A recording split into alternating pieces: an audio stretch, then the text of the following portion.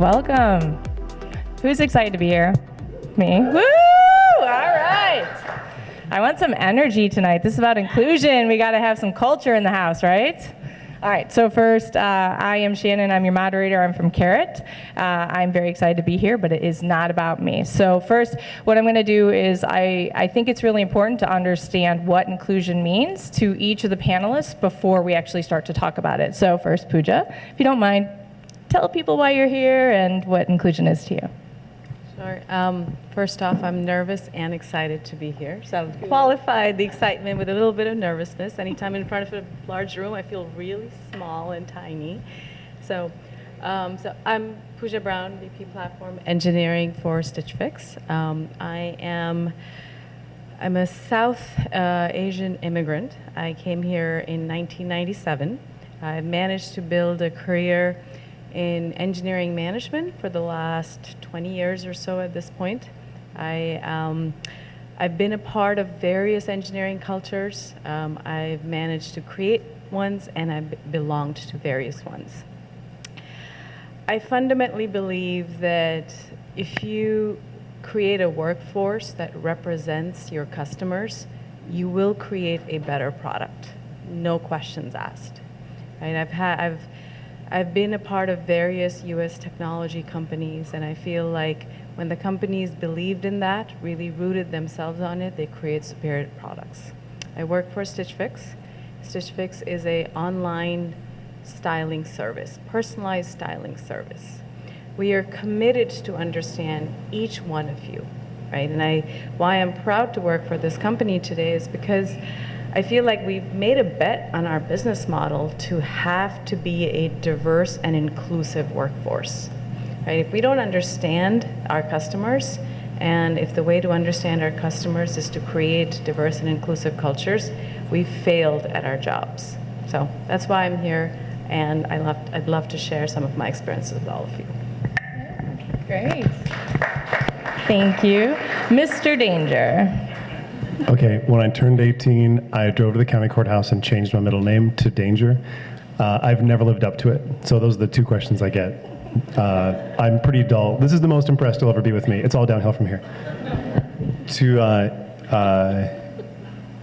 fail to mention that I'm a white man on stage talking about issues of building inclusive teams would be a pretty grave misstep. I think there are three ways that people who are in either majority cultures or who simply have lots of unearned privileges can participate in issues around privilege and policy and power and structure. One is to take the reins of the decision making and further ruin the system for people who do not have power. One is to follow the lead of people who are lacking certain privileges and then do the work so that the fixing does not fall on the shoulders of the people who are also having to do the labor already. And the third is to silently undercut the whole system by staying quiet and being the peanut gallery and then subtly trying to dismantle the diversity initiatives at a company because they feel directly antagonistic to you. And I know men and I know white and Asian folks who do all three of these. So one of the reasons I'm here is to try to demonstrate that there's a way to not feel like your job is on the line or like there's something wrong with you, nor to take the decision-making power out of the hands of people who deserve it and do some good and like have a role. To answer the question, the prompt, what does inclusion mean to me? I have a model that I really like of thinking about diversity and inclusion and belonging and privilege and the work that we do to do that, kind of like I just use the model of our regular jobs. We're trying to get revenue or profit. So diversity is like revenue, money coming in the door, or your workforce having a composition like the outer society, wherever you happen to be, that society. You don't just do revenue, right? Revenue is a function of the product you build. The product you build is a function of the organization you build. Likewise, you don't just do diversity. If you add disenfranchised people to a toxic system, you just further ruin those people's lives, right? Nothing changes. So rather, diversity is like a lagging indicator. Like, how are we doing? Do we have the same composition as the outside world? But the leading indicator, our behavior, is how are we protecting our people from the ambient biases that they face outside our doors? And I use the model of noise-canceling headphones. So what they do is they listen to the sound around you, they create an inverted waveform, and then they correct for that sound, so you hear silence. So outside your company's doors, people are suffering all kinds of little nicks and cuts all day, from sexism and ageism and racism, heightism, disability status, medical status, immigration status. There's a lot. Many of them are visible, some are invisible. But when they come inside your doors, the default is that they still suffer those.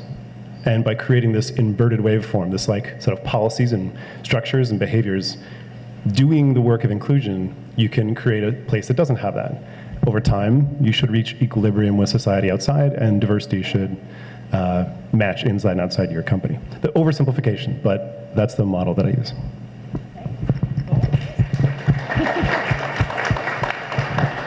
And Shivani, you were on this panel a couple of years ago, so Yes, welcome back. Thank you. Talk to me a little bit about why you returned and what inclusion means to you after a couple of years. Yeah, I really enjoy speaking on panels. I enjoy them more than giving talks because I don't have to do as much preparation. And it's so much fun to always have these conversations because it's almost like you're having a coffee chat, but just with an audience of a bunch of people that are interested in the same topic. So I really enjoy panels. I'm also super passionate about this topic. I've spoken about culture and diversity and inclusion quite a bit in both talks and on panels. So for those of you that don't know me, I am an engineering manager at Slack. Been there a little over 4 years, so I've seen a lot of growth, and I think also the fact that Slack and culture and diversity is also in the headlines. I hope I can share some good tidbits with you today. What inclusion means to me, I don't know if I could say it any better than how Jack and Pooja already said. I think both of you just hit the nail on the head. It's belonging. It's psychological safety for people to feel open and to share their ideas so that belonging and turns into innovation. Innovation comes from having a diverse group of people feel included, having psychological safety, being able to express our ideas and create an amazing product. So that's it in a nutshell from my perspective. Awesome. And I kind of want to stay on that topic because I think I saw a lot of nodding here and there about that inclusivity. So can you talk to us a little bit about some of the telltale signs of a truly inclusive environment? You spoke a little bit about productivity, but if you could elaborate and maybe give some tips. I walked around the audience and they're very interested in hearing about how they can be more inclusive. Yeah. So the way that I look at, when I'm taking over a new team, I'm trying to assess, especially when you're growing the team very quickly, there's new bonds and connective tissue between humans that need to be created to build trust, to build openness. And when you have diversity of experiences, backgrounds, all of that comes together to create different perspectives. And when you have that, only with a trusting environment where people feel safe to express their different opinions, do you get that out in the open. So as a leader, I look like the symptoms or the indicators of inclusivity and psychological safety is when you're running a meeting or a brainstorm, are people speaking equally? Do someone that is considered underrepresented, do you often see them voicing their opinions and feeling safe to do that? And it's not to say, yes, I agree, but to say something different. And I look at that. And I also make sure to know what, I also take into account different learning, speaking styles as well. There's introverts, there's extroverts. And I try to structure my brainstorms and feedback sessions in a way that gives people time to think. Because there's always going to be those people that are really quick at just shouting out their great ideas, which they're great ideas, but then people are like, oh, they already said my idea. So there's also different brainstorming techniques to be like, cool, that person called out that great idea, but I thought of it too. So let's just collect these Post-its in the same section, and that just validates that and actually adds more weight to a particular idea. So that's just one example. Did you want to respond, Pooja? Yeah, please. It sort of goes back to psychological safety and innovation, right? Is that there's a cultural value that we have at Stitch Fix is that be yourself. It's really simple. It's be your authentic self. Sorry, I keep moving. So be your authentic self. And if you look at this, if you parse that statement, it's not hard, right? It's like, I'm me, I show up every day, but what I bring to work is a lot of my culture, my beliefs, my traditions, you know, how I'm a mom of 2 kids, I'm South Asian, I celebrate Diwali, I observe holidays, I dress a certain way, I love fashion, I love technology, and to me, an inclusive environment is an environment that accepts me as a whole. Because the minute I've created that, I bring my best self. I'll be 100% committed every day. So when you think about just that, is that what about, as you go to the indicators, right, is that what about an environment makes you either hide your authentic self or embrace it even more? And I feel like the environments that embrace it more make you a more productive and innovative space, because you automatically will feel safe in it. Yeah. How many people here have felt unsafe, like they couldn't give their opinion in a meeting? Okay, gotcha. All right, Jack, did you want to touch on that? Because it's quite a few people out there, so I figure we should stay on this for a minute. I'll just add a couple of pieces, because I think both your answers were amazing. One is, I think a thing that makes it unsafe has to do with either power or the size of the culture, like just sheer size. So for power, if I have a position of less power, or if I feel like if I speak up something bad won't happen, or a good thing won't happen, then the powerful person always has their opinions known. Anything that they disagree with, those conflicts are worked through. So a good quick test is, does everyone know what everyone else on the team thinks about any possibly contentious thing? If only the people with the most seniority, or the tallest, or the highest in the org chart, or the whatever, name your metric, if only their opinions are strongly known, then you don't have an inclusive culture. The other is just sheer size. How much do I know about the people I work with? If I know what they do at work, they punch in, they punch out, you have a very small culture, which means maybe every kind of person can do that work, but not much of each person is included. So if you want to actually unlock someone so that they really show up at work and bring their full creativity, you have to both make sure that it's safe for them to initiate any conflict that needs to happen, and also make sure that the maximum amount of them can arrive and be contained in the space you've created. And I think that speaks to the problem. What are some tips, I think, Shivani, if I could start with you, maybe 1 or 2 things that maybe new managers can, tips that they can use in order to create a more inclusive environment and it foster that type of creativity? Yeah, I think part of it is understanding the makeup of your team. So do you have a team of a bunch of introverts or extroverts? Can you anticipate any imposter syndrome and what dimension of that certain folks might feel on the team? So part of that's just building that trust one-on-one, you as a manager with that engineer. That comes first. Once you have that, then in group settings, you can facilitate. And you can also encourage, also understand whether people want to be called out in a team meeting or not. So make sure to have their permission to be like, hey, you told me this great idea. If, in the future, if you have an idea that you've shared with me in private, is it okay if I call on you in the team meeting? So things like those, you need to have that groundwork and that prep work done so that you can facilitate and bring people into the conversation. And when you start to do that as a new manager to a team, as you get to know each other, you start to build these habits, right? The more people seem to listen to the ideas, the more you'll be encouraged. It's like a positive reinforcer. So these little things will create those cultural norms on your team.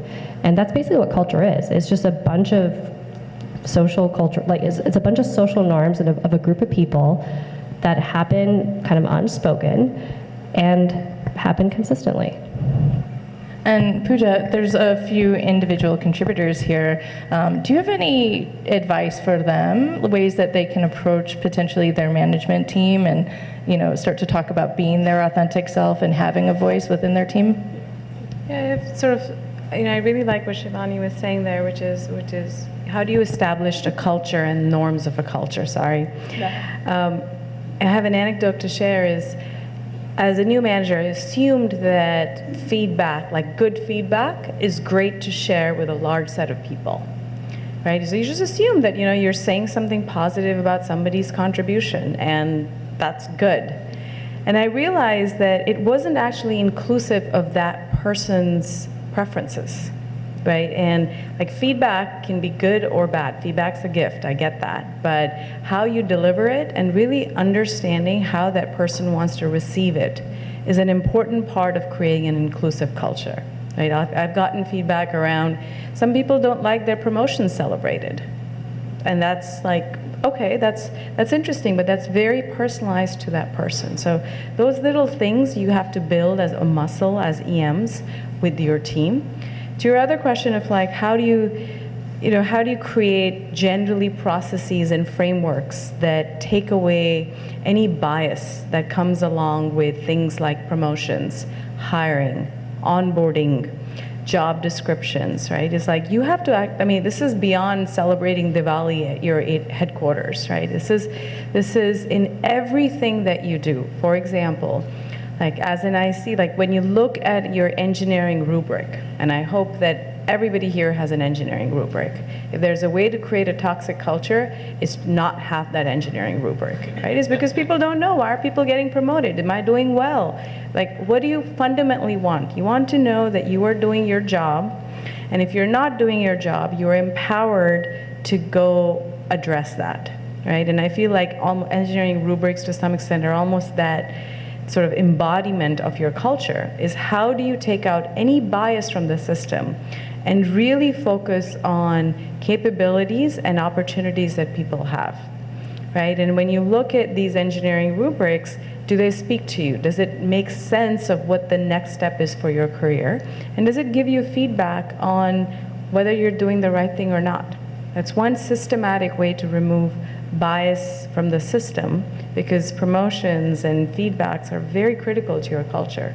So I would say is like, think that way. The other things I see is like, when you look at onboarding documents, right? One of the things that I learned at Stitch Fix was, I loved an immersion experience, right? I started Stitch Fix and there was this big document that was written explicitly for me of how do I immerse into this company's culture.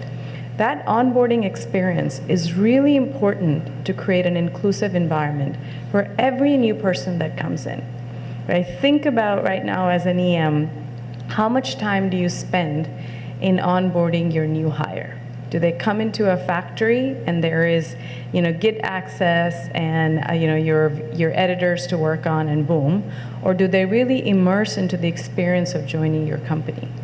So those are things that you don't think that they're sort of came in from your HR department or PNC, but they define those moments of how someone is experiencing your company's culture and you as a manager.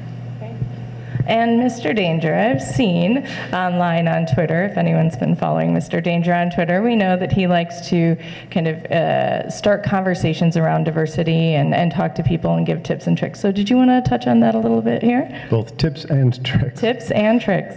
I will. I'll just say one thing that, in preparation for this, we had a call, and I realized that these two have many stories of inclusive engineering teams you've led. I have 2 of those, and I have 2 of the opposite kind. And a lot of my friends are able to regale me with tales of having been on non-inclusive teams as well. So I see this real pattern that I'd love to share of, I don't know exactly how to make an inclusive team, but I know a lot of ways not to. And the biggest offenders are a lack of predictability for the ICs on the team. And this usually shows up in a startup where the leadership, maybe there's only 1 EM for the entire company, maybe there's 3 to 5. But they with the founders will be able to always chart a path for themselves and their own decision making 6-9 months in advance. ICs cannot do that. They don't know maybe they don't know how much funding is being raised, maybe they don't know how the product is doing, maybe they don't know when a reorg is happening, or how policies are being formed. The power differential between management and non-management is only really visible to people outside of management. So any kind of predictability that can be added to the system, even at a very early stage, will benefit people who do not have other forms of inherent power. Because someone who is a tall, long tenured in the industry person who speaks confidently can navigate their way through all kinds of chaos. Someone who does not have those privileges cannot. So by saying, here are my plans, here's my roadmap, here's what's written down, here's how you will be evaluated, here's when we plan to add promotions to the system if we don't have them yet, and here's how we plan to do that, and then here's the date where I'll check in with you again, can lower somebody's anxiety so much that more of them can show up at work. And in larger companies, I've found that much of my career has been in infrastructure, which is a famously grumpy place. Some of that is personality types, maybe, but some of that is because infrastructure work is typically just not visible to the rest of the company, which means the rest of the company can change what that team is doing at any given time and destaff them or reprioritize it, which means that even very senior people there don't have predictability. And the best thing that you can do as a leader at even a large company is to give predictability to people who need it in a role where leadership may not be able to protect them. Thank you. Does that resonate, team? Are you starting to feel like, oh, I need a more predictive environment at work? Okay. One of the questions that we received online before we started was, what are ways to be inclusive or welcoming of minorities and demographics that have zero representation in your company? So I think they're speaking more as, how do I welcome somebody that may not be just like me? Anyone want to take that one? I'm leaving it up. I can start with, we have to actually eliminate the term culture fit to culture add. Like there's no more that we want, thank you. But I feel like I've been in panels where you talk about culture fit and you are going to do same. You're going to bring more people who look like you, who think like you, and who will just execute like you. So starting there of yes, we actually want to bring in culture adds is an important realization, right? And then, post that is actually, how do you think about underrepresented folks as part of the makeup of your team? And you need, in my mind, you need both. You need top-down mandates. I do think that it's important for the leadership to show up as this is an important core value. But then you also need to create organic ways for people to lean into that. So I'll give you an example. We do OKR plannings. These are, quarterly plannings. We have roadmaps, and there's no reason why OKRs, we should not have people OKRs that represent diversity and inclusion numbers, right? I believe you put the best minds to any problem and they will solve it, right? So why not have an OKR around your D&I numbers, right? And then creative things come up. Is that, okay, maybe there's a bias in the pipelines. Maybe there's a bias in where we go look at things, right? It's like if I'm looking at the top schools, am I inheriting a bias that came in because some of those folks didn't have access to those top schools, right? So I can solve that differently. Do I need to go into community colleges, right? But I think the suggestion that I'm bringing in is it's kind of both. It's sort of like top-down importance of the mission, but then organically holding teams accountable for deliverables that are similar to project deliverables, because you need both of those enforcements to actually move these numbers. I see your head nodding. Did you guys want to add? Okay.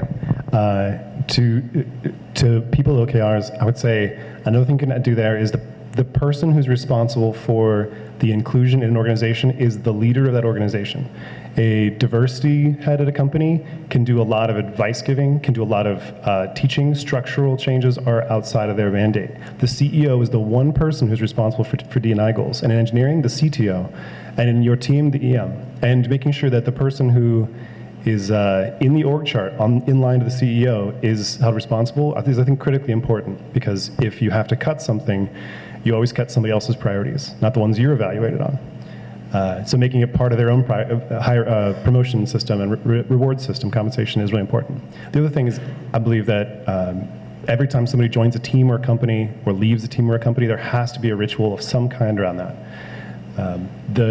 The moment a new person joins a team, it is a new team. The old team is gone, the new team is there, and it's the only way to make space for that person. Likewise, when someone leaves, it's good to say goodbye and to recognize that you no longer have the team that included them. And I was talking to a friend of mine who had to face this in a very practical way, where her company had a book of old inside jokes that have been compiled. And the question was like, do we teach all the new people the old jokes that we keep using? Because all the old people liked those jokes, but the new people felt totally excluded. And after a lot of back and forth, they realized, no, the old jokes have to die. We'll get new jokes. And with new jokes, they made room for new people. I don't know what I could add to this. Let's see. So including folks that are different from yourself. I think the main thing is creating an environment that all types of people can contribute to. And I think the OKRs, super important. We definitely did that at Slack from the very beginning. And that held managers accountable at all levels for their teams. And the other thing that Slack did that helped engineers in the team also be a part of this was that when folks were hired, I mean, in our career path for the different levels, mentoring and onboarding folks is incentivized to get to the next level.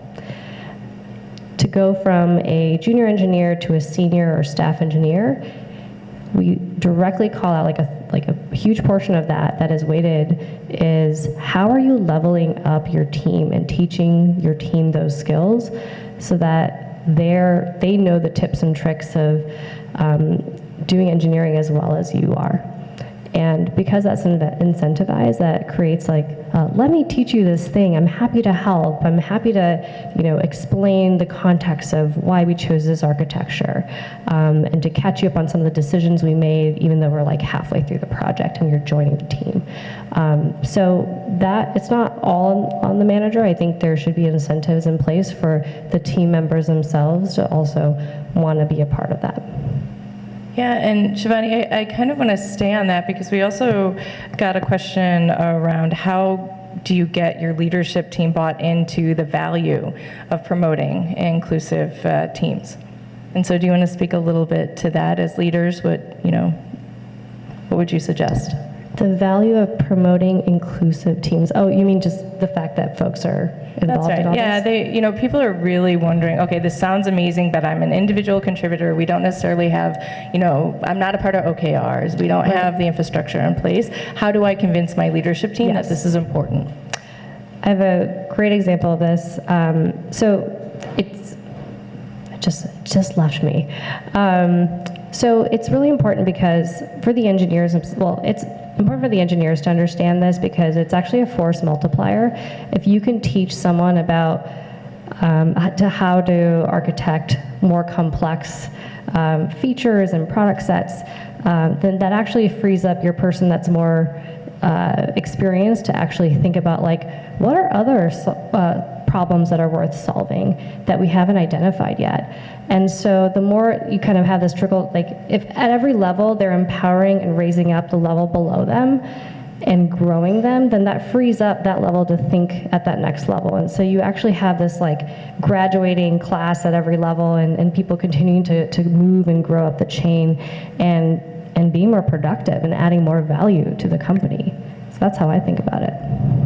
I can add, I've always, if you're trying to convince or at least help promote building inclusive teams, one of the things I've seen is when you've created an inclusive or diverse team, you end up focusing more on facts and data. You're not inheriting any org structure, any bias that came along, because by default, people are going to look at things differently. They're going to question things differently. And to convince this group, you're going to need to bring data to the table, and they will question the assumptions, right? So if you think of that, and if you think of that as a way to build better products, because now suddenly you're challenging each other's assumptions, you're pushing each other's beyond it, you're going to focus on the right things, right? It's actually it feels right is that you will build better products too if you create diverse and inclusive teams. So I would be really surprised at this time and age if any leader doesn't understand the importance of it. But if they really need to, I think data speaks itself is why it's important to create that healthy check and balance for teams. It shouldn't even be something that's disputed. It's a fact. There is research on this. they can look it up. And once the team starts using data to track this, then you can enlist everybody, because the people who used to have implicit power, people who used to just get their way, are now faced with a new system that they have to use. And there are two things you can do that make them participate. One is tell them that this is actually how you're going to get your way. You're going to get your projects assigned to you through the fair project allotment system that we use, or you're going to get promoted based on actually mentoring people, not just being confident. The other is that you can talk pretty much anybody into seeing how they are on the receiving end of some sort of implicit bias. If they are a billionaire with a majority culture who's male and healthy and tall, they don't work with any of us. They don't need to, right? If they, all of our colleagues are suffering in some handful of ways and can be found somewhere on the intersexual spectra of implicit bias. And as soon as you can help someone locate how they, in fact, will be treated more fairly now the team is using data to move forward, then it's much easier to get them on board. So the rest of the questions are really around inclusion. It's a little bit different, but I'll go ahead and try one because I think it's important. Someone said they have a new hire from a code boot camp, so not the traditional background, that's a little overwhelmed and has some confidence issues, and it potentially affects their performance. Do you have any suggestions on how they can support and encourage without coddling?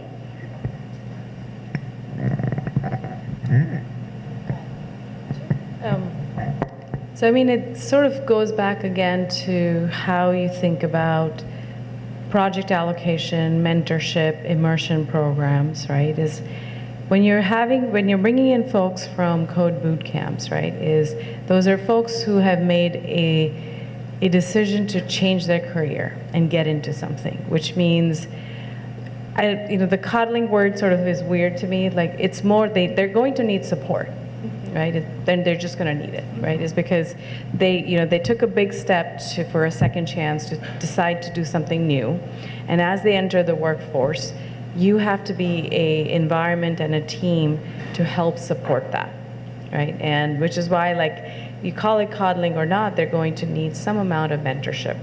I would suggest is going back to what Shivani said, is incentivize somebody in the team to mentor them in a way that it's sort of both ways, right? So you don't want to do it because you have to. You don't want to do it because you want to do it because it's a part of your job expectations, right? You are introducing somebody into the workforce through this lens.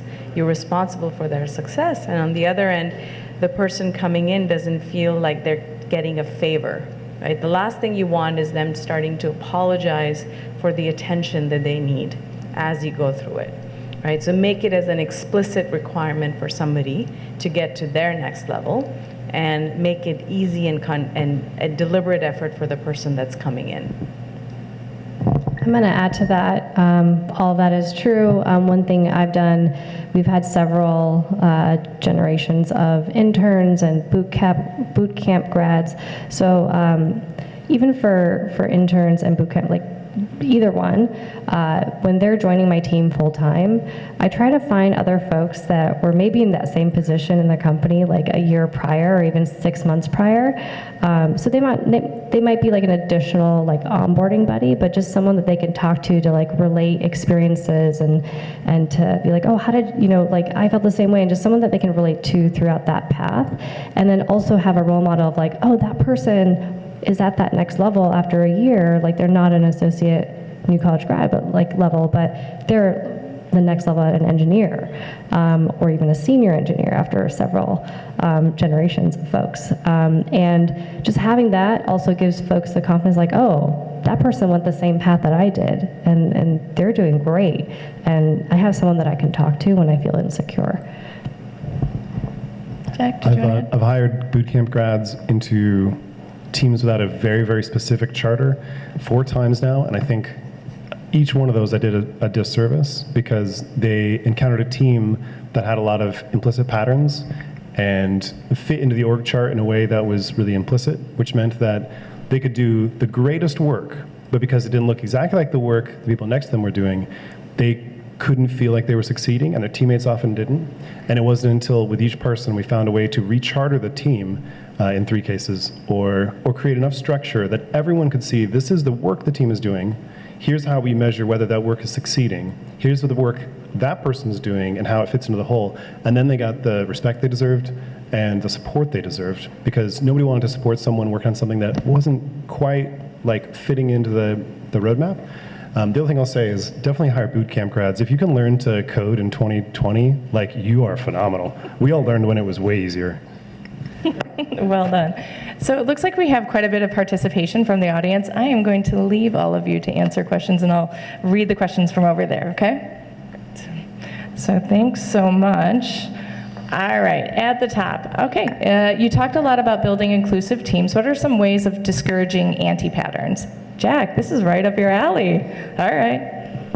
I would say that anytime you allow the quick, efficient, or implicit process to become ratified, then you've given yourself a disservice. Basically, you need to decide, how do we make decisions, and then write that down and get buy-in from everybody. And every time you do that, what you're doing is you're building up an inverted waveform against any kind of ableism or sexism or heightism or racism that is sneaking in your front doors. So policies written down on how decisions are made, all kinds of decisions, is the easiest win. Upvoted, this is tied for first. How would you deal with a very bullish, loud, tall male C-level who pays lip service to inclusivity but does not take action to diversify his leadership team? Ooh.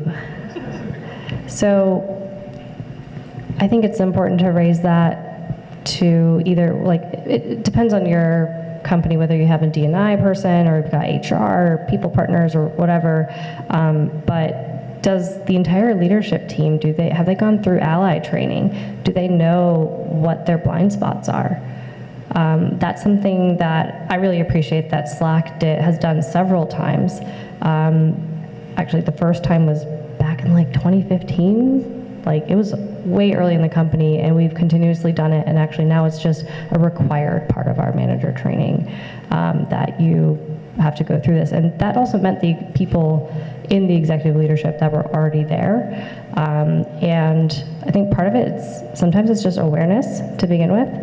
And then we do a lot of culture amp surveys, and we have questions around diversity inclusion, and we slice and dice based on different demographics to understand the breakdown of how different groups are answering questions, and we follow up on those things to understand how people are feeling and how we can make the environment better. And we actually create focus groups to follow up on those initiatives, and there's usually one executive sponsor or leader for those different action items. I think ERGs can help as well. If you don't have them at your company, definitely establish them.